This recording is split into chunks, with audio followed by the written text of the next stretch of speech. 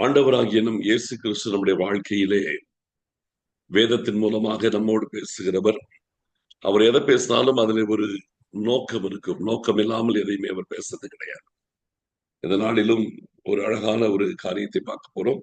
யோவான் எழுதின சுவிசேஷம் 15வது அதிகாரம் 11ஆம் வசனத்தை நாம் வாசிக்க போறோம். யோவான் 15:11. என்னுடைய சந்தோஷம் உங்களில் நிலைத்திருக்கும்படிக்கும் உங்கள் சந்தோஷம் நிறைவாயிருக்கும்படிக்கும் இவைகளை உங்களுக்கு சொன்னேன்.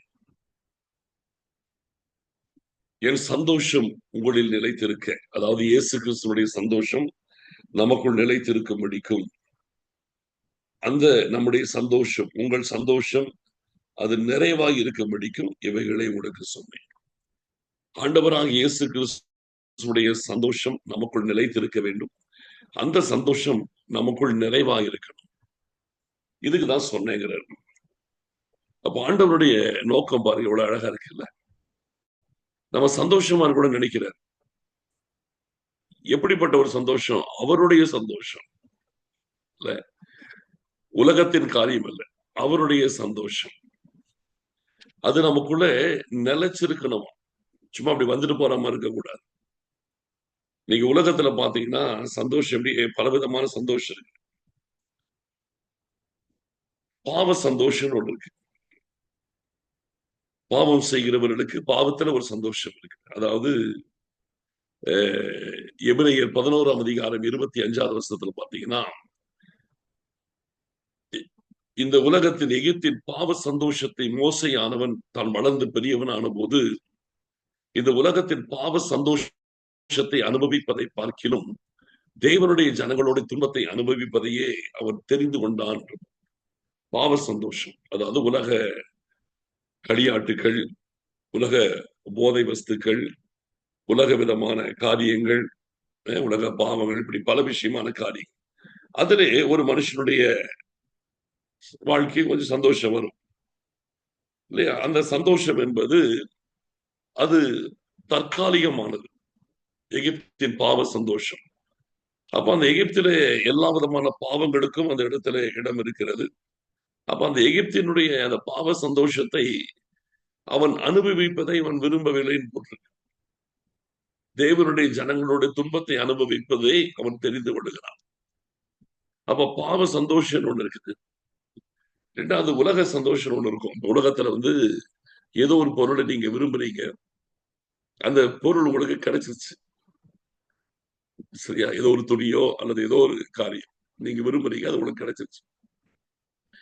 கிடைச்ச உடனே சந்தோஷமா இருக்கும். நான் விரும்பினது எனக்கு கிடைச்சிருச்சு. ஆனா அது எவ்வளவு நேரம் இருக்கும்னா கொஞ்ச நேரம். அது 2 தடவை எடுத்து எடுத்து பார்ப்பீங்க, சந்தோஷமா இருக்கும். அதுக்கு பிறகு அவ்வளவுதான், அது தூக்கி உள்ள வச்சிட வேண்டியதுதான் சரியா? கொஞ்ச நேரம் எடுத்து எடுத்து பார்க்குற வரைக்கும் கொஞ்சம் சந்தோஷமா இருக்கும், அவ்வளவுதான். அந்த சந்தோஷம் நிலைச்சிருக்காது, கொஞ்ச நேரம் தான். ஆனால் ஆண்டவர் நமக்கு கொடுக்கிற சந்தோஷம், அவருடைய சந்தோஷம் நிலைத்திருக்கும். என்னுடைய சந்தோஷம் உங்களில் நிலைத்திருக்கவும், அந்த சந்தோஷம் அதை இப்ப உங்களுடைய சந்தோஷங்கிறார். அந்த சந்தோஷம் நிறைவாய் இருக்கவும், அறகுறையாவும் இருக்கக்கூடாது, நிறைவாய் இருக்கவும் இதை சொன்னேன். அப்ப இந்த வார்த்தையை படிக்கும் போது ஆண்டவருடைய மனசு எவ்வளவு அழகா இருக்கு. நம்மளை சந்தோஷமா வைக்கணும்னு நினைக்கிறார். நம்ம சந்தோஷமா இருக்கணும். அதுவும் உலகத்துல இருக்கிற பாவ சந்தோஷம் அல்ல, அல்லது ஏதோ ஒரு பொருள் கிடைக்கிறதுனால வருகிற அற்ப சந்தோஷம் அல்ல. அவருடைய நிறைவான சந்தோஷம், அவருடைய சொந்த சந்தோஷம் நமக்குள் நிலைக்கணும், அது நிறைவா இருக்கணும். இப்படி ஆண்டவர் நினைக்கிறார்னா, இத போல நம்முடைய சந்தோஷத்தை குறித்து அக்கறை காட்டுகிறவர்கள் இந்த உலகத்தில் யாருமே இருக்க முடியாது. நிறைய பேர் நம்முடைய சந்தோஷத்தை கெடுப்பாங்க, சிலர் சந்தோஷத்தை கொடுக்கலாம். ஆனால் அவங்க கொடுக்கிற சந்தோஷம் எல்லாம் இதற்கு இணையானது அல்ல. ஆண்டவருடைய சந்தோஷத்துக்கு இணையானது அல்ல, அதற்கு நிகரானதே கிடையாது. அப்ப இந்த இடத்துல ஆண்டவர் தன்னுடைய சந்தோஷத்தை கொடுக்க விரும்புகிறார் என்பது முதல்ல தெரிஞ்சிருச்சு. எதனால அப்படின்னு கேட்டீங்கன்னா, அதுக்கு முன்னால வருகிற 10 வசனங்கள், அந்த 10 வசனங்கள் இருக்கிற கண்டென்ட் தான் சந்தோஷத்துக்கு கை கொடுக்கிறார். 10 வசனங்கள் பல விஷயங்களை பேசிட்டு என்னுடைய சந்தோஷம் கூட நிலைத்திருக்கும் படிக்கும் உங்கள் சந்தோஷம் நிறைவாயிருக்கும் படிக்கும் இவைகளை உங்களுக்கு சொன்னேன்ட்டார். உங்க சந்தோஷம் நிலைச்சிருக்கிறதுக்காக தானே இதான் சொன்னேன். என்ன சொன்னாரு? இந்த 15ஆம் அதிகாரம் ஃபுல்லா பாத்தீங்கன்னா கனி கொடுத்தல், புரியுதுங்களா? கனி கொடுத்தல் அதை பத்தி பேசியிருக்கிறார். நான் மெய்யான திராட்சை செடி, என் பிதா திராட்சை தோட்டக்காரர். என்னில் கனி கொடாதிருக்கிற கொடி எதுவோ அதை அவர் அறுத்து போடுகிறார். கனி கொடுக்கிற கொடி எதுவோ அதை அதிக கனி கொடுக்கும்படி அதை சுத்தம் பண்ணுகிறார். நான் உங்களுக்கு இறங்கின உடனே வெளியில வந்தாலே நான் உங்களுக்கு சொன்ன உபதேசத்தினாலே நீங்கள் இப்பொழுதே சுத்தமாய் இருக்கிறீர்கள் என்று ஆண்டவர் சொல்லுகிறார். அப்ப இந்த இடத்துல பார்க்கும்போது அவர் சொன்ன உபதேசத்தினாலே நாம் சுத்தமாய் இருக்கிறோம். வசனத்தின் மூலமாக, நிலைத்திருப்பதின் மூலமாக ஆண்டவர் நமக்கு கனி கொடுக்கிறதான ஒரு அனுபவத்தை கொடுக்கிறார். கனி கொடுத்தல்னா என்னன்னு கேட்டீங்கன்னா தெய்வீக சுபாவங்களை வெளிப்படுத்தல். யோவான் ஸ்நானகன் ஞானஸ்நானம் கொடுக்கிறார். அப்ப பரிசேயரிலும் அநேகர் ஞானஸ்நானம் எடுக்க வராங்க. அப்ப யோவான் ஸ்நானகன் அவர்களை கடிந்து கொள்றார். விரியன் பாம்பு குட்டிகளே, வருங்கோபத்திற்கு தப்பித்துக் கொள்வதற்கு உங்களுக்கு வகை காட்டினவன் யார்? மனம் திரும்புவதற்கு ஏற்ற கனி கொடுங்கள். இப்பொழுதே கோடாரியானது மரங்களில் வேறருகே வைக்கப்பட்டிருக்கிறது. நல்ல கனி கொடாத மரம் எதுவோ அது வெட்டுண்ட அக்கினியிலே போடப்படும். அப்போ இந்த இடத்துல பார்க்கும்போது கனி கொடுத்தலை பத்தி அன்றைக்கு யோவான் ஸ்நானன் சொல்றாரு. என்ன சொல்றாரு? நீங்கள் மனம் திரும்பினது உண்மையானால் அந்த மனம் திரும்புதலுக்கு உரிய அந்த சுபாவத்தை காட்டுங்க. ஞானஸ்தானம் எடுக்க வந்திருக்கிறீங்க, ஆனா உங்கள் மனது திருப்பப்படவே இல்லை, வாழ்க்கை திருப்பப்படவே இல்லை, வாழ்க்கை அதே வாழ்க்கை. ஆனால் நீங்க ஞானஸ்தானம் மட்டும் கேட்க வரீங்களே, வரும் கோபத்துக்கு அந்த ஞானஸ்தானம் எடுத்து தப்பிச்சுக்கலாம் நினைக்கிறீங்களா? முடியாதுங்கிறார். இன்னைக்கு நிறைய பேருடைய வாழ்க்கையில பாத்தீங்கன்னா சாஸ் பிடிச்சு வருவாங்க, ஏதாவது பெரிய பிரச்சனையில ஏதாவது வருவாங்க. அப்ப நீங்க ஆண்டவர் ஏற்றுக்கொள்ளணும் அப்படின்னா டக்குன்னு சொல்லுவாங்க, நான் 10 வருஷத்துக்கு முன்னாடி ஞானஸ்தானம் எடுத்துட்டேன்னுவாங்க.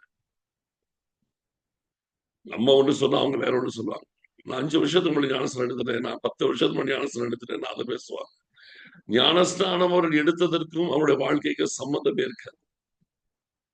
அப்ப ஞானஸ்தானம் எடுத்துட்டா சுகமாயிடலாம், ஞானஸ்தானம் எடுத்துட்டா ஆசீர்வதிக்கப்படலாம், ஞானஸ்தானம் எடுத்துட்டா ஒரு நல்லது நடக்கும், இப்படி என்று தங்களை தாங்களே ஏமாத்திக் கொள்ளுகிறவர்கள் இவரெல்லாம் விருகின் பாவம் குட்டிகள் என்கிறார். அப்ப இந்த இடத்துல ஆண்டவர் சொல்றது மனம் திரும்புதலுக்கு ஏற்ற ஒரு கனின்னு யோவான் ஆரம்பிச்சார். இந்த இடத்துல இயேசு கிறிஸ்து சொல்ற காரியம் கேட்டீங்கன்னா, நான் மெய்யான திராட்சை செடி, என் பிதா தோட்டக்காரன். என்னில் கனி கொடுக்கிற கொடி எதுவோ அது அதிக கனிகளை கொடுக்கும்படி சுத்தமற்றார். இங்கே இயேசு கிறிஸ்து சொல்லுகிற கனி என்னன்னு கேட்டீங்கன்னா, அந்த செடியிலிருந்து வருகிறதான கனி. இயேசு கிறிஸ்து மெய்யான திராட்சை செடி, அந்த செடியிலிருந்து வருகிறதான கனி, அந்த செடியிலிருந்து கொடி வழியாய் வருகிறதான கனி. அப்படின்னா இயேசு கிறிஸ்துவின் தன்மையை இந்த உலகத்தில் காட்டுகிற அனுபவம், இயேசு கிறிஸ்துவின் சுபாவத்தை இந்த உலகத்தில் காட்டுகிற அனுபவம், இயேசு கிறிஸ்துவின் சகல குணாதிசயங்களையும் இந்த உலகத்தில் காட்டுகிற அனுபவம். செடி, திராட்சை செடினா திராட்சை பழம் வரணும் இல்லையா? அத்தி மரம்னா அத்தி பழம் வரணும். அது என்ன மரமோ அது என்ன செடியோ அந்த கனி வரும், அதனுடைய தன்மைக்குரிய கனி வரும். அப்புறம் இயேசு கிறிஸ்து மெய்யான திராட்சை செடி நான் தான் அப்படின்ட்டார். அப்ப நமக்குள்ள வெளிப்படுகிற கனி எப்படி இருக்கணும்னா திராட்சை பழமா இருக்கணும் இல்லையா? நம்ம வேற ஏதாவது கசப்பான கனியா இருக்கக்கூடாது. நம்முடைய கனி, நமக்குள்ள விழுகிற சுபாவம் இயேசு கிறிஸ்துவை இந்த உலகத்தில் காட்டுகிற ஒரு அனுபவம். இத ஆண்டவர் சொல்லும் போது நிறைய பேருக்கு என்னடா அது இவர் இப்படி பேசுறாரு, என்னமோ வந்தோம் வாழ்ந்தோம் போனோம் இல்லாம இன்னும் அவரை மாதிரி வாழணும், நான் தான் திராட்சை செடிங்கிறாரு, நீங்களும் கொடிகள்ங்கிறாரு, என்னிலே நிலைச்சிருந்தா கனி கொடுப்பேன்றாரு, நிலைச்சில வெட்டி தூக்கி நெருப்புல போட்டுருவேங்கிறாரு. இந்த உபதேசத்தை கேட்கும் போது நிறைய பேருக்கு இது ரொம்ப ஹார்டா தெரிஞ்சிருக்கும் இல்ல. ஏன்னா இந்த இடத்துல ரெண்டு சைடு மாத்தி மாத்தி பேசுவார். நான் மெய்யான திராட்சை செடி, என் பிதா திராட்சை தோட்டக்காரர், என்னிலே நிலைத்திருங்கள் இல்லையா. என்னில் கனி கொடுக்கிற கனி கொடாது இருக்கிற ஃபர்ஸ்ட் கொடாததை பத்தி பேசுவார். கனி கொடாது இருக்கிற கொடி எதுவோ அதை அறுத்து போடுகிறார். அப்புறம் தான் கனி கொடுக்கிற கொடி எதுவோ அது அதிக கனிகளை கொடுக்கும்படி சுத்தம் பண்ணுகிறார். நான் உங்களுக்கு சொன்ன உபதேசத்தினால நீங்கள் இப்பொழுதே சுத்தமா இருக்கிறீர்கள், என்னிலே நிலைத்திருங்கள், அப்பொழுது நீங்கள் மிகுந்த கனிகளை கொடுப்பீர்கள். அப்போ சாதாரண கனி கொடுக்கறத சொல்றாரு, அதிக கனி கொடுக்கறத சொல்றாரு, மிகுந்த கனி கொடுக்கணும்னு சொல்றாரு, வேற வேற லெவல் பேசிக்கிட்டே போறாரு. இதை கேட்கும் போது இது என்னடா அது கடினமான உபதேசமா இருக்கு, என்னமோ நம்மளால முடிஞ்ச ஒரு வாழ்க்கை வாழ்ந்துட்டு போவோம்னு பார்த்தா என்ன மாதிரியே இருக்கிறாரு, என்னுடைய கனி கொடுக்கிறாரு, என்னுடைய சுபாவத்தை நீ வெளிப்படுத்துகிறாரு, இதெல்லாம் நடக்கிற காரியமா? இயேசு கிறிஸ்துவ போல வாழ சொல்றாரு. இது என்ன இது, இதெல்லாம் ஃபாலோ பண்ணக்கூடிய காரியமா மாதிரி இல்லையே, இவரை மாதிரி யார் வாழ முடியும்? இப்படி எல்லாம் அதை கேட்டவங்களுக்கு அன்னைக்கும் தோணி இருக்கும், இன்னைக்கும் தோணும். ஆனா ஆண்டவர் ஒண்ணு சொல்றாருன்னா அது ரொம்ப பெரிய பிளஸிங் இருக்கு. கிறிஸ்துவை போல வாழ்கிற வாழ்க்கை, அவருடைய சுபாவத்தை வெளிப்படுத்துகிற ஒரு தன்மை, அவரை இந்த உலகத்துல பிரதிபலிக்கிற ஒரு வாழ்க்கை, இது சொல்றதுனால இதை நம்ம செய்ய சொல்லி சொல்றாரு. இதனால அவருக்கு என்ன லாபம்? நான் கேட்கிறேன். அவர் எதை சொன்னாலும் நமக்கு தாங்க பெனிஃபிட், நமக்கு தான் ஆசீர்வாதம். என்ன மாதிரியே இருக்கின்றதுனால அவருக்கு என்ன லாபம் இல்லையா? இங்க இந்த காரியத்தை சொல்லும் பொழுது இது என்னது இப்படியெல்லாம் சொல்றாரு, இவ்வளவு டஃபா பேசுறாரு, இதெல்லாம் எப்படி ஃபாலோ பண்ண முடியும்? இந்த எண்ணத்திலே நிறைய பேர் இதை செஞ்சிருவாங்க. இது கடினமான உபதேசம், யார் இதை கேட்பார்கள் ஓட பார்ப்பாங்க. ஆனா ஏன் சொல்றாரு? அதை கேட்கிறவங்க அதை ஃபாலோ பண்ணி அவருடைய சந்தோஷத்தை அனுபவிக்கணும்னு சொல்ற, அந்த சந்தோஷம் நிறைவா இருக்கணும்ன்றதுக்காக, அந்த ஹாப்பியான ஒரு லைஃப், பரலோக சந்தோஷம், அதை வாழ்றதுக்கு தான் சொல்றாரு. நான் நேற்று செய்தியில கூட சொன்னேன், ஆண்டவர் இந்த உலகத்தில் இருக்கும் பொழுதே பரலோக ராஜ்யத்தின் முன்ருசியை நமக்கு கொடுக்கிறாரு. ரட்சிக்கப்பட்டு ஆண்டவரோடு நெருங்கி வாழும் பொழுது, அவருடைய பிரசனத்துல இருக்கும் போது, பரலோக ராஜ்யத்துக்கு நான் இன்னும் போய் சேரல, ஆனா இங்க இருக்கும் போது அந்த டேஸ்ட் நமக்கு கொடுக்கிறாரு, அவ்வளவு சந்தோஷத்தை கொடுக்கிறாரு. நம்ம பரலோகம் போய் தான் சந்தோஷம் அடையிறதுன்னு கிடையாது, பூமியில் இருக்கும் பொழுது அவருடைய சந்தோஷத்தை நம்ம லைஃப்ல ஸ்டார்ட் பண்ணி விட்டுறாரு. புரியுதுங்களா? யார் இதை செய்ய முடியும்? இன்னைக்கு உலகத்துல எத்தனை மதங்கள் இருக்குது, எத்தனை மார்க்கங்கள் இருக்குது. இப்படிப்பட்ட ஒரு சந்தோஷத்திற்கான ரகசியத்தை எந்த மதம் சொல்லுது, எந்த மார்க்கம் சொல்லுது? கிடையவே கிடையாது. என்னுடைய சந்தோஷத்தை உனக்கு தரேன்னு சொல்றது யாரு இருக்கா? நம்மை படைத்த ஆண்டவர் சொல்றாரு, என்னுடைய சந்தோஷங்களில் நிலைத்திருக்கவும் அந்த சந்தோஷங்களில் நிறைவாய் இருக்கவும் இதை உங்களுக்கு சொன்னேன். அப்ப இன்னைக்கு நீங்க சந்தோஷமா இருக்கணும்னு ஆசைப்படுறீங்களா? இயேசு கிறிஸ்துவின் சந்தோஷத்தை அனுபவிக்கணும்னு ஆசைப்படுறீங்களா? அந்த சந்தோஷம் உங்களுக்குள் நிறைவா இருக்கணும்னு ஆசைப்படுறீங்களா? அது நிலைச்சிருக்கணும், பர்மனண்டா உங்களுக்குள்ள இருக்கணும்னு ஆசைப்படுறீங்களா? ஒரே காரியம், இயேசுவை போல வாழ ஆரம்பிங்க. இயேசு கிறிஸ்துவை போல வாழ ஆரம்பிங்க. அதுக்கு பிரயாசப்பட்டீங்கன்னா அது கிடைக்கும். புரியுதா? இயேசு கிறிஸ்துவை போல வாழ கமிட் பண்ணுங்க.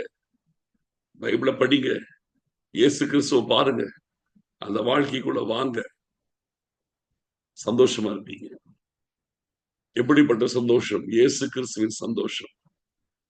அந்த சந்தோஷம் உங்களுக்குள் பர்மனண்டா இருக்கும், நிலைச்சிருக்கும், அது உங்களுக்குள் நிறைவா இருக்கும். எவ்வளவு பெரிய ஒரு பிளஸிங்! இன்னைக்கு ஆண்டவர் நம்மள சந்தோஷமா இருக்க சொல்ற. என் சந்தோஷத்தை என்ஜாய் பண்ணு, என் சந்தோஷத்தை லைஃப்ல டேஸ்ட் பண்ணு, அது நிலைச்சிருக்கும், நிறைவா இருக்கும். என்ன ஒரு ப்ராமிஸ், என்ன ஒரு பிளஸிங்! எதுவுமே செய்ய முடியாது. பணமோ பொருளோ புகழோ எதுவுமே சந்தோஷத்தை ஒரு மனுஷனுக்கு கொடுக்கவே கொடுக்காது, எதுவுமே கொடுக்காது. இயேசு கிறிஸ்துவின் சொந்தமான சந்தோஷம், அவருடைய சந்தோஷம்.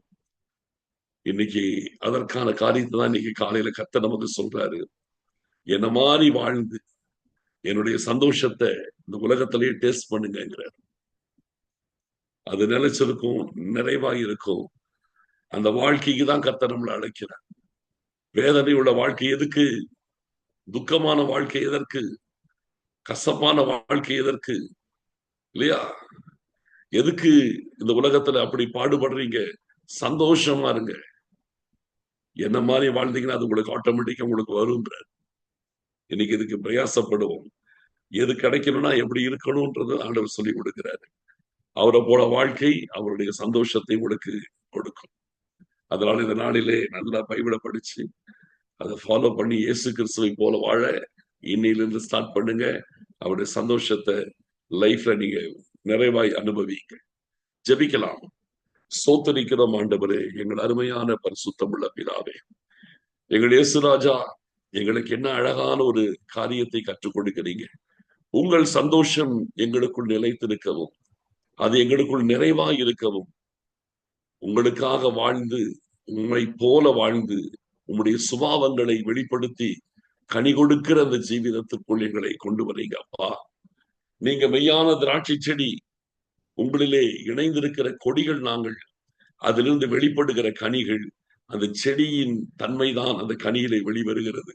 நீங்க திராட்சை செடியானால் உங்களில் நிலைத்திருக்கிற நாங்கள் திராட்சை பழங்களை எங்கள் வாழ்க்கையிலே கொடுக்க வேண்டும் அப்பா.